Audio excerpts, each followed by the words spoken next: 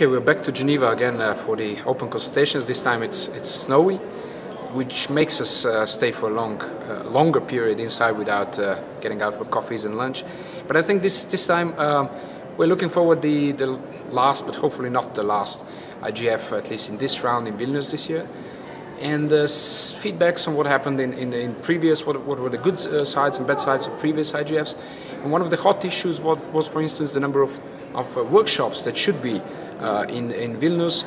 In the morning, we've been discussing if we should cut down or limit the number of workshops, or if we should, on the contrary, leave everyone who wants to bring more ideas. In the afternoon, however, we are discussing the topics that Internet Governance Forum should deal with, and then we're coming up with more and more topics. So it seems like it's not really possible to limit it because the area is really huge, but rather to structure it somehow and maybe build up on what was successful in past years. Apart from the topics as such, approach to the Internet Governance Forum has been discussed. Two key aspects that I see. One is the youth involvement. Now we have the Youth Coalition, which is going to be launched today officially, gathering youth activists and organizations that are interested in youth issues around Internet governance and Internet policies.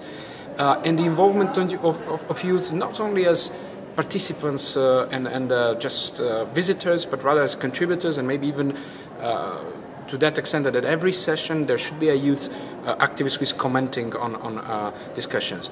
The second part is remote participation, which seems like is developing more and more, and we're not talking about, again, just webcasting and seeing what's happening, but rather contributing remotely to the process and having it all organized.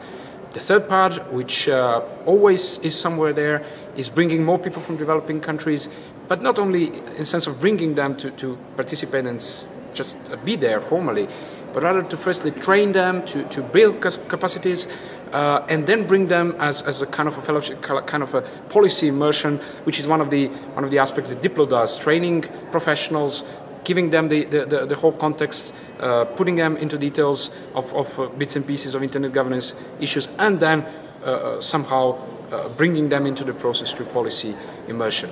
Now, let's see what's going to happen by the end of the day, but I think throughout this year there will be more discussions through online space, e-lists and so on, and the next meeting in May, and so let's see.